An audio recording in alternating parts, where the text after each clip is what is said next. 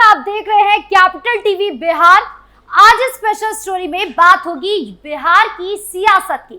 बिहार की सियासत में कब क्या हो जाए इसका अंदाजा कोई नहीं लगा पाता। एक तरफ बिहार में इंडिया गठबंधन के दलों के बीच सीट बंटवारे पर तेजी से बात चल रही है, तो वहीं दूसरी तरफ आरजेडी से परेशान होकर जेडीयू में मुस्लिम कार्यकर्ताओं की बारिश देखने को मिली है। तो क्या कुछ चल रहा है बिहार की सियासत में, जानेंगे विस्तार से।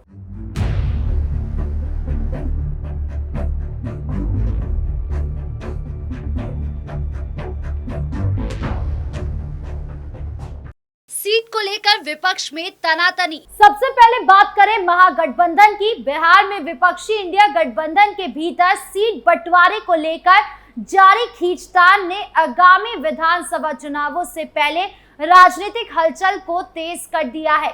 महागठबंधन की अगुवाई कर रहे राष्ट्रीय जनता दल यानी राजद के लिए ये समय काफी चुनौतीपूर्ण बन गया है, क्योंकि पार्टी को अपने पारंपरिक यादव मुस्लिम यानी कि वाईएम कोर वोट बैंक से आगे बढ़कर नए सामाजिक समूहों को जोड़ने की आवश्यकता महसूस हो रही है।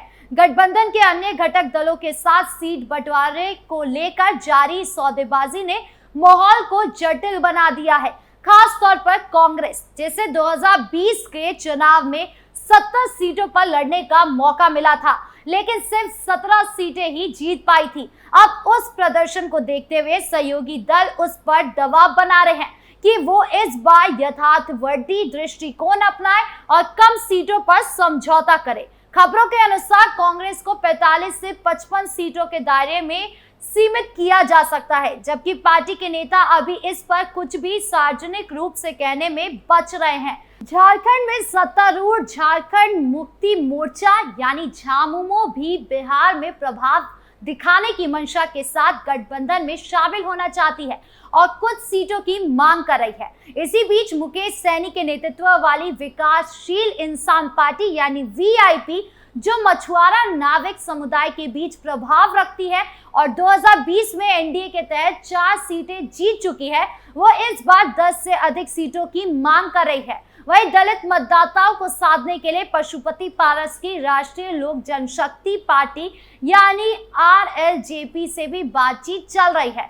भाकपा माले, जिसने पिछली बार 19 में से 12 सीटें जीतकर सबसे बेहतरीन स्ट्राइक रेट हासिल किया था, इस बार 30 सीटों की मांग कर रही है, जो अन्य सहयोगी दलों के साथ समायोजन की प्रक्रिया को और कठिन बना रही है। राजद, जिसने पिछली बार 140 से अधिक सीटों पर चुनाव लड़ा था, अब सहयोगियों के दबाव में अपने हिस्से की सीटों में कटौती कर उन्हें समायोजित करने की स्थिति में है। महागठबंधन के नेता ये मानते हैं कि यदि उन्हें एनडीए के मुकाबले एक प्रभावशाली विकल्प के रूप में उभरना है, तो उन्हें अधिक सामाजिक वर्गों को जोड़ते हुए व्यापक सामाजिक प्रतिनिधित्व देना होगा, जिसके लिए कुछ दलों को यथार्थवादी रुख अपनाकर समायोजन करना पड़ेगा। इस समय कम से कम 3 छोटे दलों के साथ भी बातचीत चल रही है, जिनके सामाजिक आधार को जोड़कर गठबंधन अपनी पकड़ को मजबूत करना चाहता है।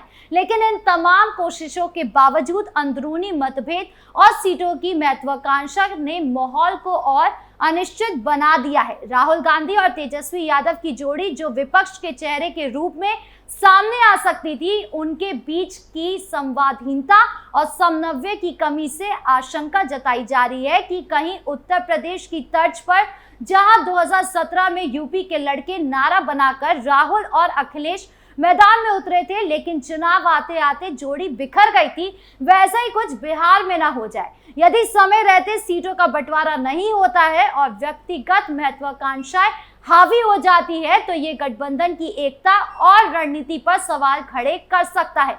विपक्षी दलों के सामने दोहरी चुनौती है, एक और एनडीए का मजबूत संगठनात्मक ढांचा और दूसरी ओर अपने ही सहयोगियों के साथ संतुलन बिठाने की जगदोजहद। ऐसे में ये देखना दिलचस्प होगा कि क्या राहुल और तेजस्वी पुराने अनुभवों से सबक लेकर मिलकर आगे बढ़ते हैं, या फिर एक बार फिर भारतीय राजनीति में विपक्षी एकता केवल एक कल्पना बनकर रह जाती है। चुनाव के वक्त अगर विपक्षी गठबंधन सीटों के बंटवारे और नेतृत्व के सवालों को सुलझाने में सफल होता है, तो वो एक प्रभावशाली चुनौती पेश कर सकता है।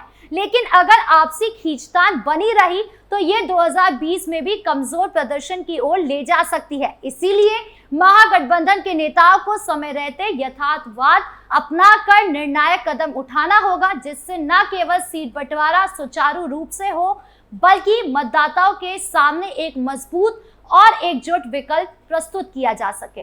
200 मुस्लिम कार्यकर्ता जेडीयू में शामिल। एक तरफ महागठबंधन में सीट बंटवारे को लेकर तनातनी चल रही है तो वहीं दूसरी तरफ बिहार विधानसभा चुनाव से पहले राजद को बड़ा झटका लगा है। दरअसल राजद के माने जाने वाले मुस्लिम कार्यकर्ताओं ने जेडीयू का दामन थाम लिया है।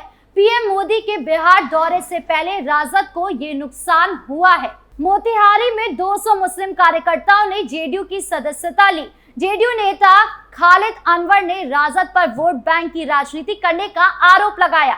उन्होंने कहा कि राजद मुसलमानों को डरा कर लूट रही है। उन्होंने ये भी दावा किया कि राजद में बड़ी टूट होगी और कई नेता एनडीए में शामिल होंगे। दरअसल राजद के लिए ये एक बड़ा झटका है। चुनाव से पहले ही उनके वोट बैंक में सेंध लग गई है। मोतिहारी के बंजरिया प्रखंड में एक कार्यक्रम हुआ। यहाँ राजद के लगभग 200 मुस्लिम कार्यकर्ताओं ने जेडीयू की सदस्यता ले ली। जेडीयू नेता खालिद अनवर भी इस मौके पर मौजूद थे। कार्यकर्ताओं ने पीएम मोदी और सीएम नीतीश कुमार के नेतृत्व में भरोसा जताया। इस दौरान खालिद अनवर ने राजद और लालू यादव पर हमला बोला। उन्होंने कहा कि राजद अब सिर्फ डर फैलाकर वोट बैंक की राजनीति कर रही है।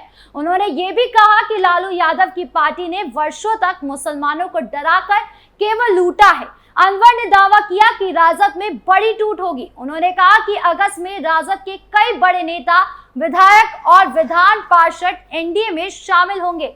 लालू परिवार में असंतोष है और पार्टी में भगदड़ मचने वाली है। उन्होंने ये भी कहा कि चंपारण से शुरू हुआ ये विरोध जल्द ही पूरे बिहार में फैल जाएगा और मुस्लिम समाज अब राजद को अलविदा करने वाला है।